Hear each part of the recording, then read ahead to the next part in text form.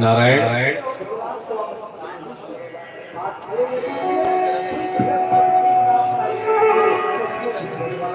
नारायण लक्ष्मीनाथ समारंभां नाथयामुन मध्यमाम् अस्मदाचार्यपर्यन्तां वन्दे गुरु परंपरा वन्दे गुरु परंपरा कासायं यज्ञसूत्रं शुचिवपुषि तथा चोर्ध्वपुण्ड्रं च भाले यस्यास्ते रक्षास्ते कलिकुमतिगिरिं देन्द्रवज्रं त्रिदण्डं संसाराग्निप्रशान्त्रे धृतजलमलमलं दारुपात्रं पवित्रम् श्रीविश्वक्सेनसूरे पदकमलयं श्रेयसे संश्रयामि। अकारण करुणा वरुणावे भक्तवान कल्पतरु भगवान श्रीमन नारायण की एवं द्वारिकाधीश भगवान की परम अहित की मंगलमयी कृपा से आज इस दिव्य संगम क्षेत्र प्रयागराज की भूमि पर निरंतर पौष पूर्णिमा से ही आप सभी कथा श्रवण कर रहे हैं। जिस मार्ग से हम निकलते हैं उस मार्ग से हमारे कानों में केवल संतों की वाणी मधुर कथामृत का श्रवण हो रहा है। आप सब धन्य हैं जो इस दिव्य पावन क्षेत्र में आकर के भगवान के कथा का श्रवण का लाभ ले रहे हैं और पुण्य के भागी बन रहे हैं। बोलिए द्वारिकाधीश भगवान की, लक्ष्मी नारायण भगवान की। मंचस्थ विराजमान सर्वप्रथम हम द्वारकाधीश भगवान के चरणों में साष्टांग प्रणाम करते हुए जो इस शिविर के संस्थापक संवर्धक कर्ता धर्ता सब मैनेजमेंट करते हुए जो लगातार कई वर्षों से इस शिविर में भगवान के दिव्य मंगलमय कथा का भक्तों को श्रवण करा रहे हैं, वह प्रातः स्मरणीय पूज्य गुरुदेव जगत गुरु रामानुजाचार्य स्वामी सूर्य नारायणाचार्य स्वामी जी के चरणों में साष्टांग प्रणाम करते हुए और इस शिविर के व्यवस्थापक परम प्रिय मित्र हमारे गोविंद नारायणाचार्य जी को भी अड़ियन समस्त भागवत वृंद आप सबको जय श्रीमन नारायण। आइए कथा प्रारंभ करने से पहले 2 बार भगवान नाम संकीर्तन। श्रीमन नारायण लक्ष्मी नारायण श्रीमन नारायण लक्ष्मी नारायण भगवान नारायण नारायण नारायण भगवान नारायण नारायण नारायण राम नारायण कृष्ण नारायण राम नारायण कृष्ण नारायण कृष्ण नारायण नारायण नारायण कृष्ण नारायण नारायण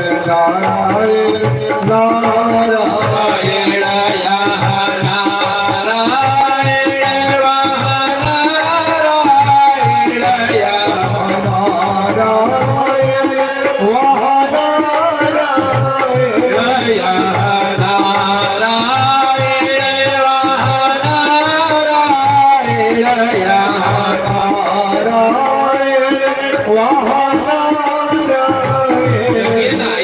जी सलिए में हथवा लुकवा करके थापड़ी बजा रही है, ताली बजा रही है, दोनों हाथों से ताली की सेवा करते हुए यह नारायण वाह नारायण यह नारायण वाह नारायण सब जग नारायण नारायण नारायण सब जग नारायण नारायण नारायण लक्ष्मी नारायण नारायण नारायण लक्ष्मी नारायण नारायण नारायण। बोले बाल कृष्ण लाल की। यह बड़ा ही परम और सौभाग्य की हम आप सबकी बात है क्या कि इस कुंभ में आए हैं। बहुतों लोग इस कुंभ में आवत पूरे देश से दुनिया से लोग यहाँ आकर के कुंभ में स्नान कर रहे हैं, लेकिन मूल क्या है? क्या कुंभ में हम आकर के केवल स्नान कर लेने से क्या कुंभ की फल की प्राप्ति हो जाएगी? क्या हम कुंभ में आए और आकर के यहाँ पर स्नान कर लिए और समझे कि हमारा यह अमृतमयी भव्य कुंभ जो है महाकुंभ है, उसका फल हमें मिल जाएगा? सर्वप्रथम हमारा कर्तव्य बनता है कि हम कुंभ में जाएं, तो यह काफी दूर में फैला हुआ यह कुंभ क्षेत्र संगम क्षेत्र है। यहाँ लाखों लाख की संख्या में संत महात्मा आए हैं। एक से मिले तो दूसरा कोई छूट ही जाता है, मिल नहीं पाता है। इतना यहाँ पे संत जन महात्मा लोग, नागा सन्यासी, विभिन्न प्रकार के अलग अलग वेशभूषा धारण करते हुए इस धर्म पथ पर चलने वाले सन्यासी महात्मा आए हैं और सभी यहाँ पर कल्पवास कर रहे हैं। कुंभ में हम आए हैं या जो अब लोग भी आ रहे हैं, तो कुंभ में आए तो आकर के यहाँ के मिट्टी को पहले उठाकर अपने मस्तक से लगाएं। क्यों? कि यह क्षेत्र जो है अनेकों संतों के चरण के रज हो बन गया। रज की बड़ी प्रधानता बताई गई। वृंदावन में अनेकों ऐसे संत महात्मा हैं जो कि पूरे शरीर में ब्रज रज को लेप करके रहते हैं और कुछ नहीं। सर्वप्रथम यहाँ पर आए कुंभ क्षेत्र में जो आ गए हैं, कोई बात नहीं, जो आने वाले हैं वो आकर के मिट्टी को उठा करके अपने मस्तक से लगाएं और भगवान से प्रार्थना करें, हे प्रभु, हम आपके इस पावन धाम में आए हुए हैं, दिव्य महोत्सव में, उत्सव में हम आए हुए हैं। आपके ही कोई व्यक्ति कोई कार्य कैसे करता है? जब तक भगवान की प्रेरणा नहीं होती है तब तक व्यक्ति कोई कार्य अपने मन से कर ही नहीं पाता। कोई भी घटना या कोई भी कार्य होने वाला होता है तो उसके अनुरूप हमारी मति, हमारी गति और हमारी स्थिति तीनों उसी के अनुरूप हो जाता है। अब कहें कैसे महाराज जी हो जाता है? ये प्रमाणित। कभी कभी हम कोई कार्य न चाहते हुए भी वह कार्य कर देते हैं और वह घटना घट जाती है। बोलिए बाल कृष्ण लाल की। जो घटना क्योंकि पूर्व रूप से निर्धारित है हमारे साथ, कब हमारे जीवन में कब क्या होने वाला है, कब क्या होगा और कैसे होगा। उसी के अनुरूप तीनों हो जाता है, मति, गति और स्थिति। बार बार हम किसी को मना करते हैं कि वहां मत जाओ, वहां मत जाओ, वहां मत जाओ, लेकिन जब काल की प्रेरणा हो जाती है तो वह व्यक्ति वहां चला जाता है और घटना दुर्घटना हो जाती है।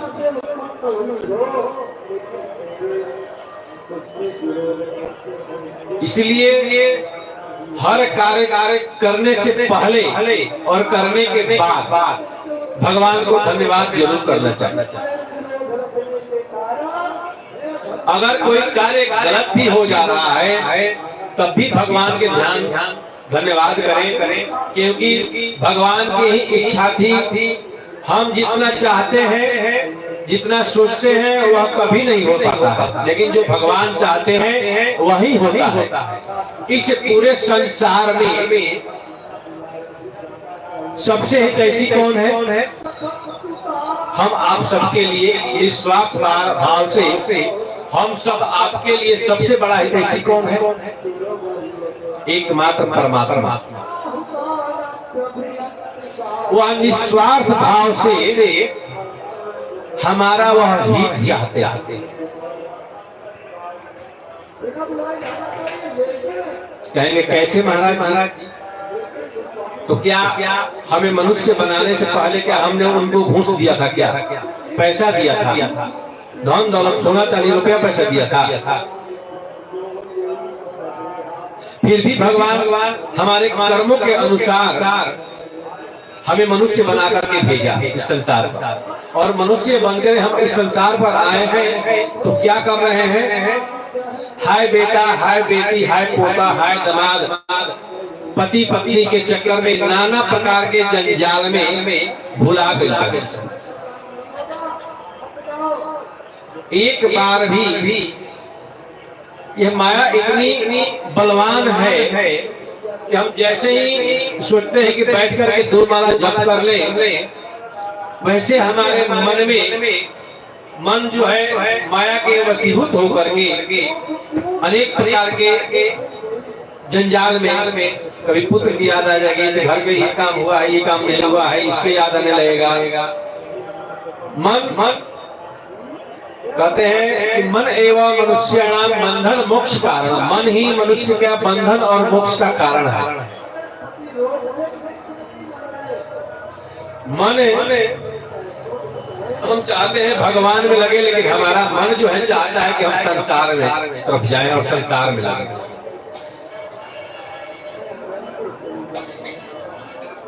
मन को वश में करने के लिए 4 क्रियाएं बताई है।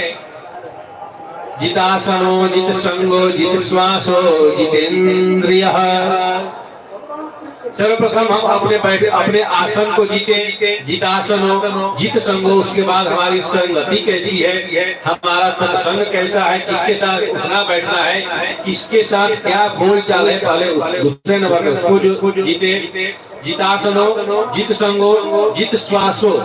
और जब हम अपने आसन को जीत ले, अपने सत्संग को जीत ले, उसके बाद अपने श्वास पर नियंत्रण करें। कुंभक, रेचक, पूरक, अनुलोम विलोम आदि धीरे धीरे श्वास को ले और धीरे धीरे छोड़े, और ध्यान हमारा श्वास पर हो कि कितना देर में हम श्वास को ले रहे हैं और कितना देर में श्वास को छोड़ रहे हैं। जब हमारा मन श्वास पर हो जाता है तो हम जित श्वास हो जितेंद्रिय, तब हम अपने इंद्रियों को, अपने मन को बस में कर लेते हैं, उसके विजय प्राप्त कर लेते हैं, उसको जीत लेते हैं। कहते हैं कि मैंने मानुष्य जन्म तुमको हीरा दिया, तुमने व्यर्थ गंवाए तो मैं क्या करूं? इतना सुंदर स्वरूप बना करके भगवान इस पृथ्वी पर, इस भारतवर्ष में भेजते हैं, और यहाँ आकर के हम कभी भी भगवान के बारे में नहीं सोचते। हमेशा घर गृहस्थी के ही बारे में सोचते हुए, बेटा बेटी के बारे में सोचते हुए जीवन व्यतीत हो जाता है। और भगवान के बारे में कभी नहीं सोचते। कभी हम यह नहीं सोचते हैं कि भगवान ने हमको किस कार्य के लिए भेजा है और हमें यहाँ क्यों भेजा, हमारा कार्य क्या है। भगवान हमें मनुष्य शरीर तो दे दिया, लेकिन हमारा कार्य क्या है, हम कौन हैं, हम कभी अपने आप से पूछ नहीं पाते। क्या कोई अपने आप से यह सवाल करता है कि हम कौन हैं, हमारा क्या क्या कार्य है, हम यहाँ पर क्यों आए हैं। किसी के पास समय ही नहीं है कि वह पूछेगा अपने आप से।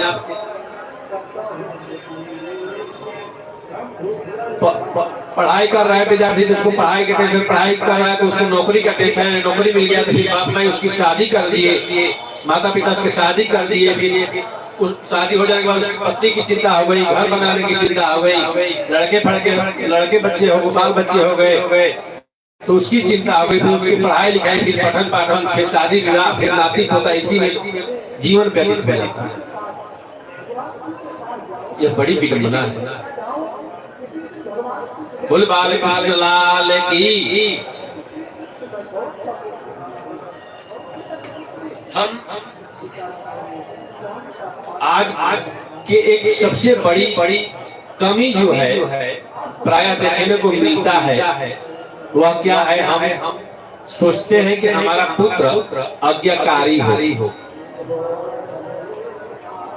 हमारी बात को मेरा बेटा हो या बेटी हो वह हम माने। लेकिन हम क्या कर रहे हैं,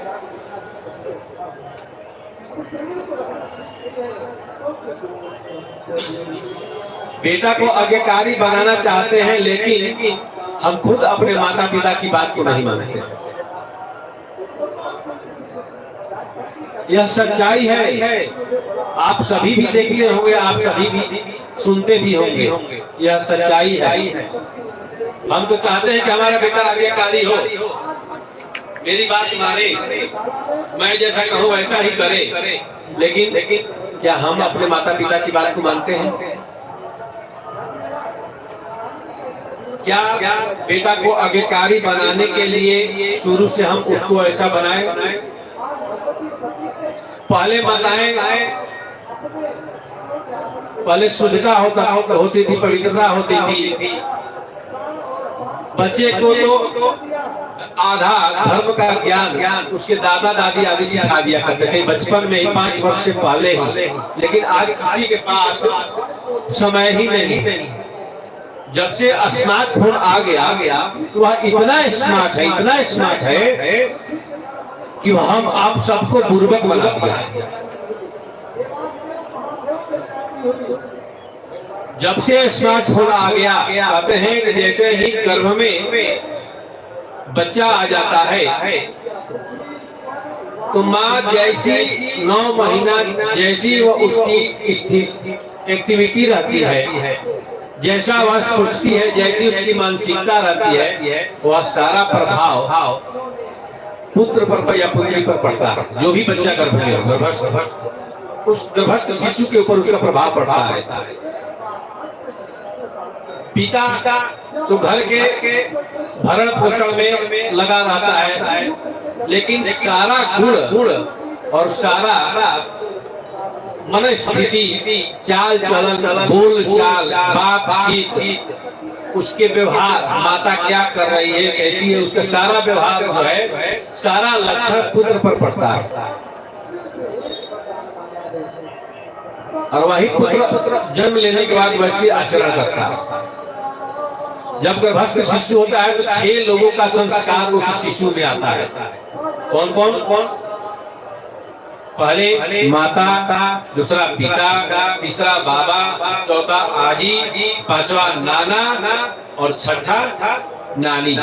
ये 6 लोगों के संस्कार मिल करके किसी भी शिशु, गर्भस्थ शिशु का जन्म होता है। और इन 6 लोगों में जिसका संस्कार ज्यादा प्रबल हो, उसका संस्कार उस शिशु में अवश्य रहता है, ज्यादा रहता है। पहले गर्भ में शिशु आते ही पहले की माताएं जो थी रामायण कथा पढ़ती थी, सुनती थी। आपस में दो चार माताएं बैठ करके देहली पर या आंगन में या ढाबा होता था पहले, मिट्टी के घर आदि में ढाबा आदि होता था, दलान टाइप का छोटा सा, उसमें बैठ करके वह धर्म चर्चा करती थी, रामायण की चर्चा करती थी, महाभारत की चर्चा करती थी। लेकिन आज के समय में क्या हो गया है, किसी से कोई मतलब नहीं है, जौवन बा बस स्मार्टफोन बा, यही में सारा दुनिया रोटी बनाती है लोग और ऐसे ऐसे उंगली घसकाती है लोग।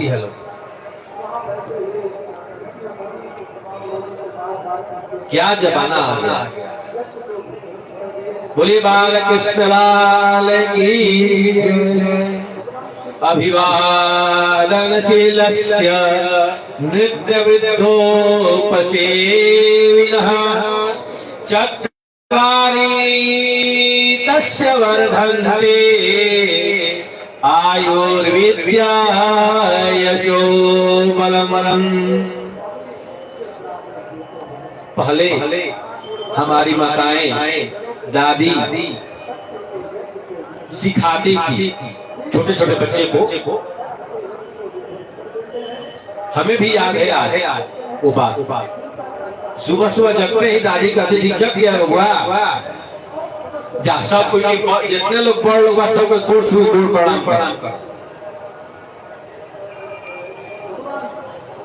जगते जगते कहते थे कि जितने भी तुमसे बड़े लोग हैं सबको पैर छू करके प्रणाम करो, उससे क्या होगा।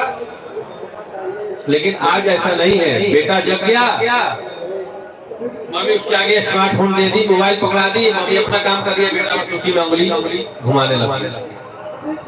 तो कहां से उसमें वो संस्कार आएगा। अभिवादन शिरस्य वृद्धोपसेविनः चत्वारि तस्य वर्धन्ते आयुर्विद्या यशो बलम्।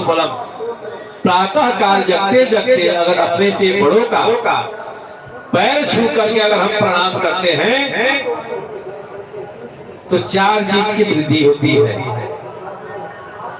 ये अपने घर में सभी बच्चों को बताना चाहिए, इसलिए मैं यहां से बता रहा हूं आप सब।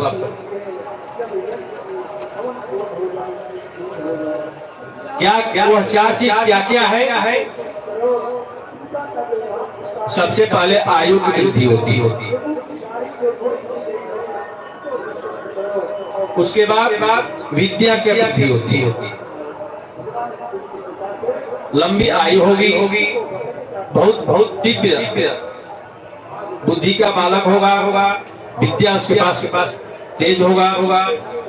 तीसरा यश, उसके आगे चल के यश कीर्ति मान सम्मान पद प्रतिष्ठा की वृद्धि होगी।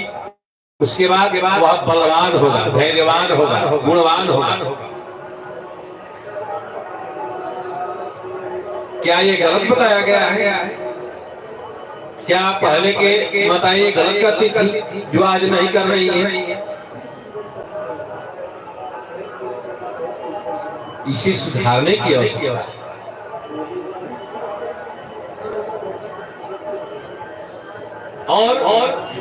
और एक बात क्या है, पहले के माताओं के सर पर पल्लू रहा करता था निरंतर, उनके माथे से कभी पल्लू नहीं हटता था। लेकिन आज के समय में किसी भी माताएं के सर पे पल्लू देखने को नहीं मिलता है। जो इस समय नए जनरेशन की हैं, उनकी मैं बात कर रहा हूं। ये कब से प्रथा चला?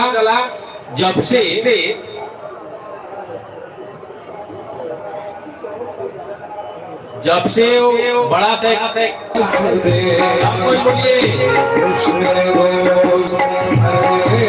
भजन गाने में कहीं भी लज्जा नहीं करनी चाहिए।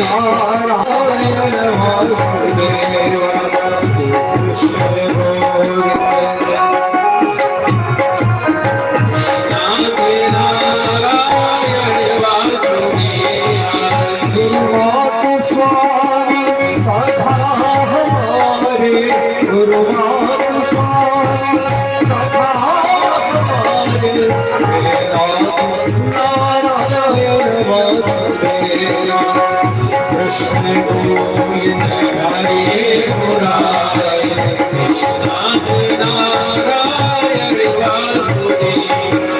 मथुरा में गोकुला के प्यारे, मथुरा गोकुला के प्यारे, मथुरा में गोकुला के प्यारे, मथुरा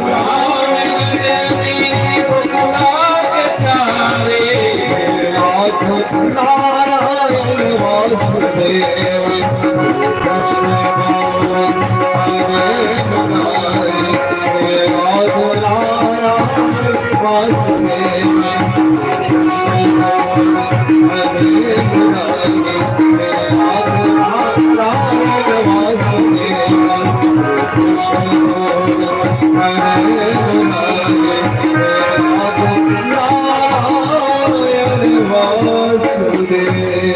आनंद कंद भगवान की।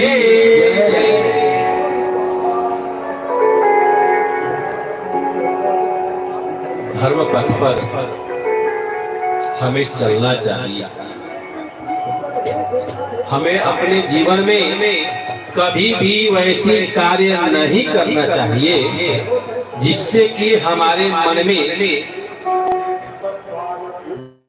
ग्लानि महसूस हो, हमारे आत्मा को ठेस पहुंचे और हमें समाज में शर्मिंदगी महसूस करनी पड़े। हमारा जीवन भक्तिमय आनंदमय होना चाहिए। हर कार्य करते हुए भगवान का नाम स्मरण जरूर करना चाहिए। उससे क्या होगा महाराज? अगर हम रोटी बनाते हुए भगवान नाम कीर्तन करेंगे, अगर रोटी बनाते हुए, चावल बनाते हुए, सब्जी बनाते हुए, रसोई का कोई भी कार्य करते हुए अगर हम राम का नाम ले रहे हैं तो वह हमारा भोजन जो है प्रसाद में हो जाएगा, राममय हो जाएगा और उस भोजन के एक एक कण में राम नाम का वास हो जाएगा। लेकिन आज के समय में भोजन बनाते समय केवल अंगुली चल रहा है और यही गाया जा रहा है कि अगर तुम मिल जाओ जमाना छोड़ दो।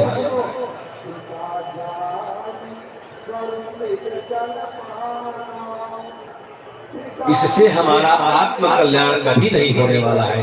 हमें इस जीवन में अपने आत्म कल्याण के बारे में सोचना चाहिए कि हमारा आत्म कल्याण कैसे हो। अगर हम कथा में बैठ करके कथा सुन रहे हैं, सत्संग सुन रहे हैं, सत्य यानी सत्य, असंग माने समूह, 2-4-10 लोगों के समूह में ही सत्संग होता है, जो बातचीत होता है उसको सत्संग कहते हैं। समूह को ही सत्संग कहते हैं। अगर हम समूह में बैठ करके अच्छी बातें को श्रवण कर रहे हैं तो उस बात को श्रवण करने के बाद उसको अपने हृदय में बैठाएं, उसमें मनन करें, चिंतन करें कि हमने आज क्या क्या सुना है और उस सुनी हुई बातों में उस सत्संग के द्वारा जो हमने बात को सुना है, ग्रहण किया है, उसमें कौन सी बात हमें धारण करने योग्य है। यह हमें अवश्य चिंतन मनन करना चाहिए। इससे क्या होगा? हमारा आत्म कल्याण होगा। वह कार्य कभी न चेक करे, चोरी, व्यभिचारी, लूट खसोट, धूर्तई, यह कभी नहीं करना चाहिए।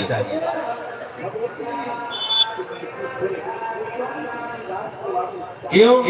क्योंकि यह सब गलत पथ पर, गलत मार्ग पर ले जाने आचरण है। धारयति इति धर्म, जिसको धारण किया जाए वही धर्म है।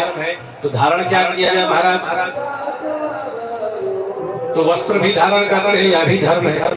क्योंकि धर्म ही हमें सिखाता है कि हमें कब क्या करना है, किसके साथ, बड़ के साथ कैसे बात करनी है और छोट के साथ कैसी बातें करनी है, यह हमें धर्म ही सिखाता है।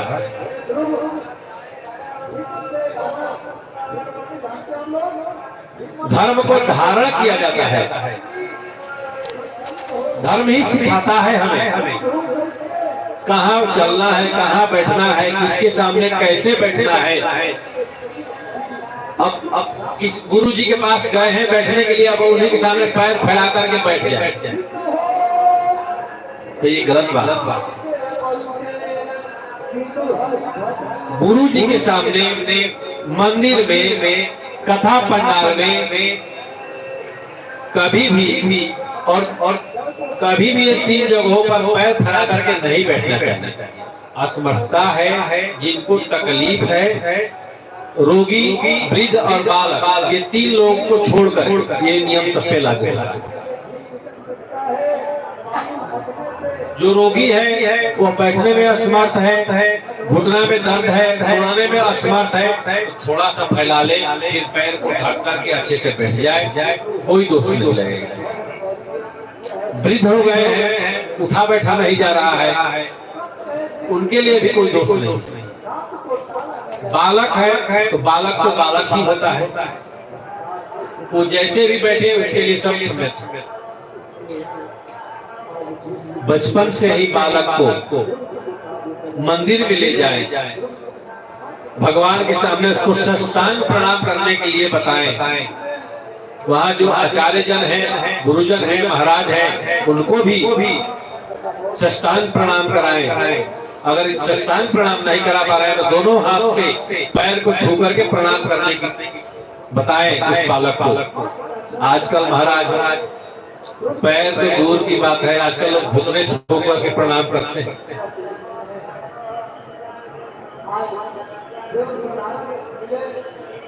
कुछ दिन में जंघा छू करके प्रणाम करने लगेंगे।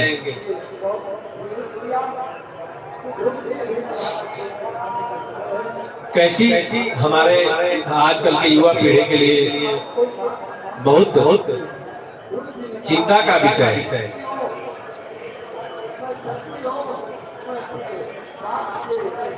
चतुर्वर्ण गीता में भगवान कहते हैं चतुर्वर्ण मया सिस्टम गुण कर्म स्वभाव। गुण और कर्म के आधार पर भगवान ने 4 वर्णों की स्थापना की।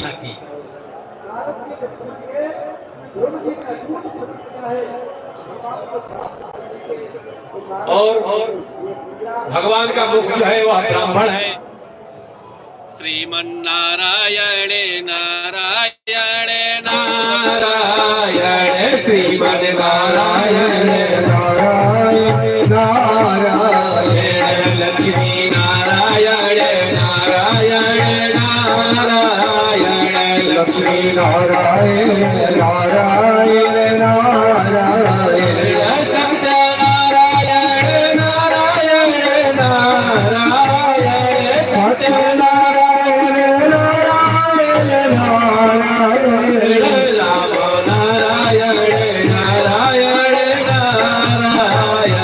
राम नारायण नारायण नारायण बोलिए बालकृष्ण लाल की जय। ब्राह्मण का मुख जो है, भगवान का मुख ब्राह्मण है। और ब्राह्मण का कर्तव्य क्या है, गुण क्या है, ब्राह्मण का धर्म क्या है।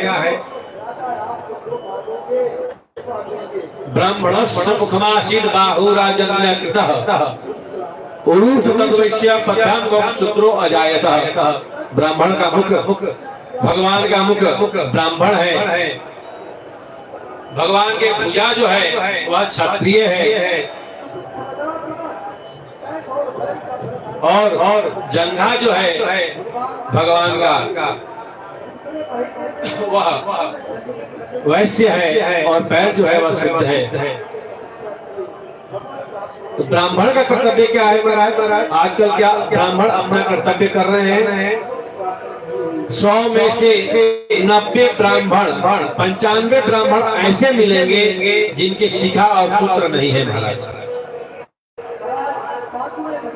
ब्राह्मण के सर पर चुटिया शिखा नहीं है, ब्राह्मण जनेऊधारी नहीं है। क्या यही ब्राह्मण के मस्तक पर तिलक नहीं रहता है? क्या यही ब्राह्मण का कर्तव्य है? क्या यही ब्राह्मण का गुण है? तिलक लगाने से हमारा मन स्थिर रहता है, क्योंकि अग्र चक्र जो है हमारा मस्तक पर ही होता है और तिलक लगाने से अग्र चक्र को शीतलता महसूस होती है। इस वजह से हमारा मन जो है शांत रहता है। ब्राह्मण के लड़के आजकल तिलक लगाने में शर्मिंदगी महसूस कर रहे हैं।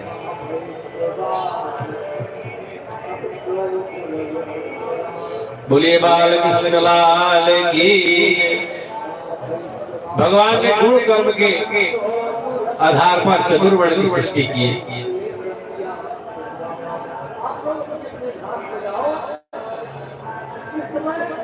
भगवान हम प्रारंभ किए से निस्वार्थ कौन है? तो एकमात्र भगवान ही है जो निस्वार्थ भाव से हम सब आपका हित चाहते हैं और पिता से बड़ा कोई नहीं होता।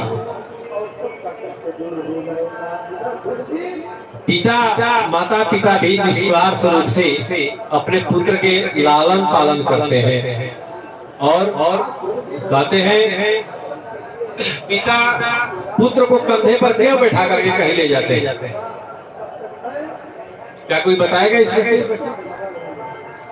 अक्सर पिता अपने पुत्र को कंधे पर ही बैठाकर प्रायः देखा जाता है ले जाते हैं। माँ तो अपने गोद में उठाकर ले जाती है, लेकिन पिता हमेशा पुत्र को कंधे पर ही बैठा करके ले जाते हैं। क्यों? क्योंकि पिता की ऐसी सोच होती है, इतनी बड़ी सोच होती है जहां तक हमारी और आपकी नहीं पहुंच सकती। पिता सोचता है कि जहां तक हमारी दृष्टि जा रही है उससे आगे भी उसकी दृष्टि जाए, इसलिए पुत्र को पिता अपने कंधे पर बैठा करके ले जाता है। और वैसे पिता को वृद्ध हो जाने के बाद वैसी माँ को जो 9 महीने तक अपने गर्भ में ढोती है बालक को, भोजन करते समय अगर गोद में बच्चा है, अगर वह भोजन करते समय माँ भोजन कर रही है और बच्चा गोद में है और वहां पखाना कर देता है, तो माँ इतनी वात्सल्यमयी है कि उसको साड़ी से लपेट करके तोप लेती है, फिर भोजन कर लेती है। इतना बड़ा बलिदान कौन दे सकता है आज के समय में? वैसे माँ बाप को पुत्र आज के समय में वृद्ध आश्रम छोड़ आते हैं। अभी हम 1-2 रोज पहले इसी प्रयागराज की ही हमने एक वीडियो देखा था जिसमें एक पुत्र ने अपने माँ से जबरन कागज पर जमीन जायदाद पर साइन करा करके उसके नशे की दवाई दे करके हाथ में बांध करके एक कुंभ में लेकर के छोड़ दिया। बताइए, ऐसे पुत्र से अच्छा है कि बिना पुत्र के ही रह जाए।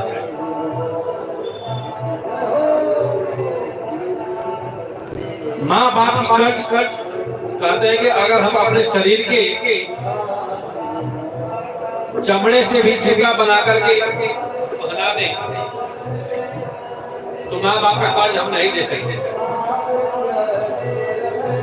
कभी हम माँ बाप का कर्ज नहीं उतार सकता। लेकिन आजकल के पुत्र ऐसा क्यों हो रहा है, यह भी विचार किया है कि ऐसा क्यों बच्चे कर रहे हैं? क्योंकि बचपन से हमने उनको वैसा ही संस्कार दिया है।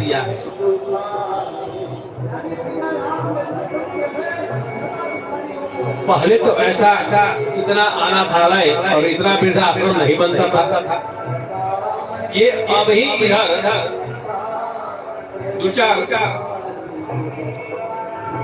10 वर्षों से देखा जा रहा है वृद्धाश्रम बन रहे हैं ज्यादा और ज्यादा संख्या में उसके वृद्धाश्रम माता पहुंच रहे हैं।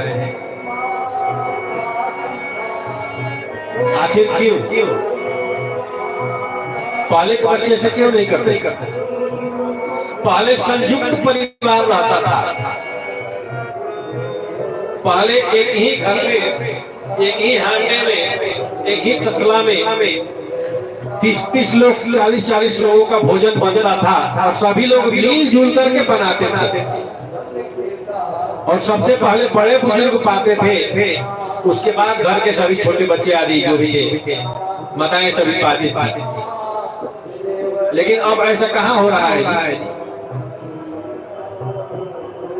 अब तो भोजन बना और वहीं पे बनाते बनाते निकाल करके लोग नमक भी चखते हैं उसी रसोई। पहले पवित्रता से भोजन बनाया जाता था, रसोई घर में चप्पल नहीं जाता था, जूता नहीं जाता था। लेकिन अब रसोई घर के लिए अलग चप्पल हो गया, पूजा घर के लिए अलग चप्पल हो गया, बाहर जाने के लिए अलग चप्पल है, बाजार जाने के लिए अलग चप्पल जूते हो गए। याद रखिएगा, जितने घर में जूते चप्पल होते हैं उतने ही लक्ष्मी घर से चली जाती है। दरवाजे पर जितने जूते चप्पल ज्यादा मात्रा में होगा उस घर में कंगाली होगी महाराज। कभी भी शांति उस घर में नहीं हो सकती।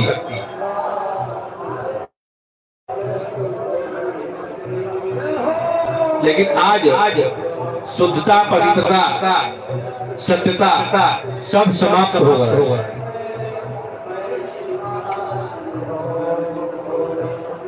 पहले लोग सोच आदि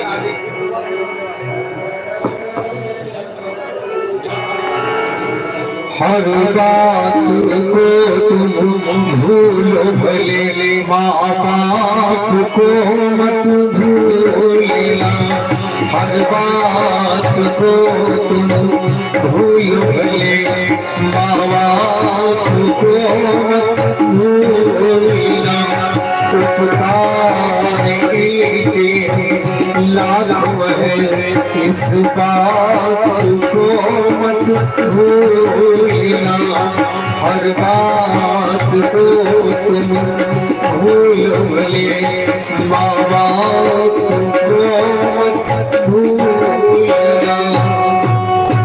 बोले बाल कृष्ण लाल की जय। इसी वजह से हमारे घर में शांति नहीं होती है। क्यों? हमारे अंदर शुद्धता नहीं रह गई, पवित्रता नहीं रह गई, सत्यता नहीं रह गई। रहते हैं घर में, कहते हैं बाजार में हैं, हर पल पर हर बात में झूठ बोल रहे हैं। पहले माताएं शौच आदि से आकर के स्नान करके शुद्ध पवित्र होकर के भोजन बनाती थी। अब तो लोग लैट्रिन से निकलते हैं और सीधे रसोई घर में घुस जाते हैं, उसी हाथ से भोजन बनाते हैं और उसी हाथ से सबको परोसते भी हैं।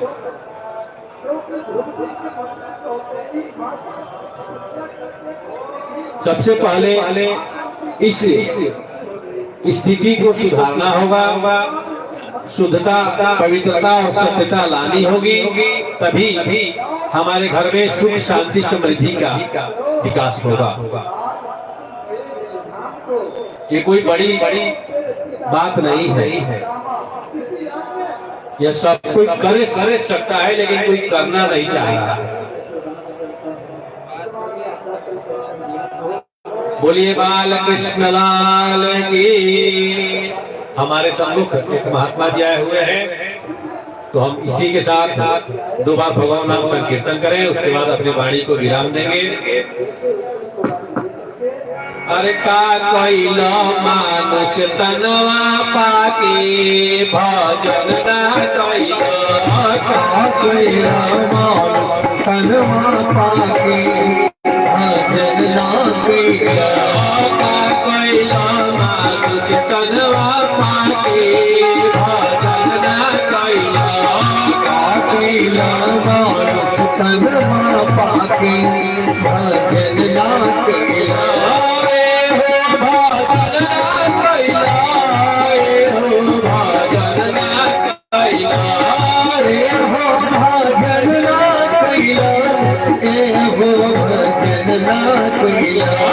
माया के बाजार में भोलैला भजन ना कैला। माया के बाजार में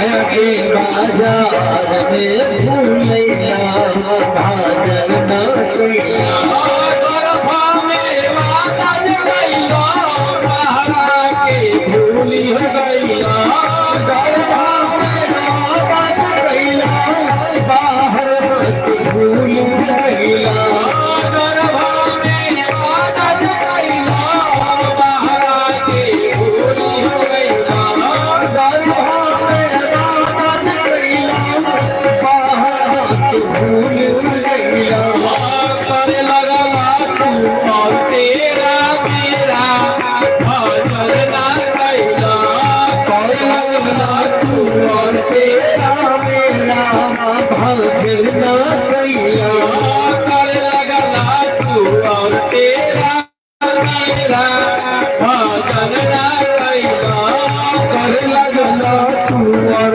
तेरा भजन ना कैला का कैला मानुष तनवा पाके भजन ना कैला का कैला मानुष तनमा पाके भजन ना कैला का कैला मानुष तनवा पाके भजन ना कैला का कैला मानुष तनमा पाके भजन ना कैला का कैला मानुष तनवा पाके भजन ना कैला का कैला मानुष तनमा पाके भजन ना कैला माया के बाजार में भूलैला भजन ना कैला माया के बाजार में भूलैला भजन ना कैला भोलानंद गंध भगवान की जय द्वारिकाधीश भगवान की जय राधा कृष्ण भगवान की जय जय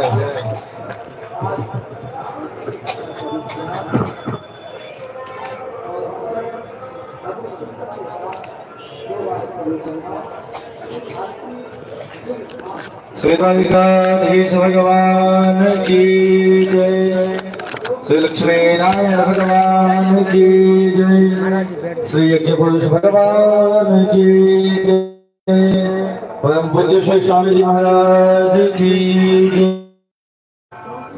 अभी तक हम सभी भक्तगण श्रद्धालु श्रवण कर रहे थे हमारे अद्वैत भ्राता श्री राधा कृष्ण मंदिर 0 माइल आला बिहार के युवराज स्वामी अनंत श्री विभूषित परम पूज्य श्री स्वामी मुरारी नारायणाचार्य जी महाराज के श्री मुखारविंद से उनकी वात्सल्यमयी कृपामयी वाणी से अपने जीवन को सार्थक बनाने का मार्ग एवं श्री ठाकुर जी से संबंध स्थापित करना कल्याण के मार्ग और अपने इस सांसारिक विषयों का किस प्रकार त्याग करते हुए जिस माँ ने हमें 9 माह तक अपने गर्भ में रखा है उन माँ के जो एहसान है, जो माँ की जो कृपा है, जो वात्सल्य है, उसको हम कभी भूल नहीं सकते। अपने इस मनुष्य शरीर के एक एक हड्डी, एक एक मांस के टुकड़े को भी यदि हम तोल दें तभी उस माँ के कर्ज को हम कभी नहीं चुका सकते।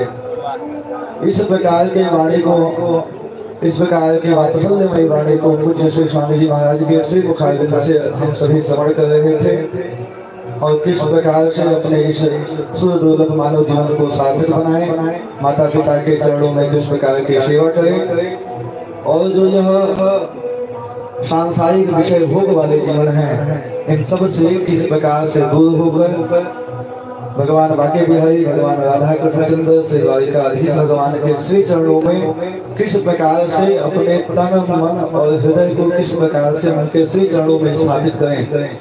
इन मार्गों का हम सभी ने बड़े ही विस्तार पूर्वक दर्शन किया।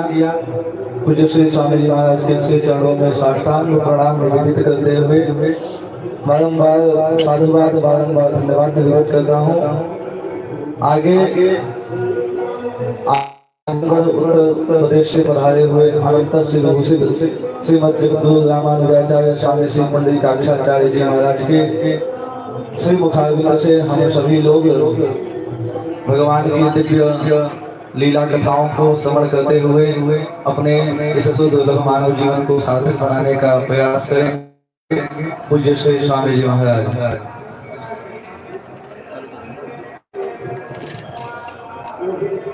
आप लोगों ने कथा का श्रवण किया। आप सभी को जय श्रीमन नारायण।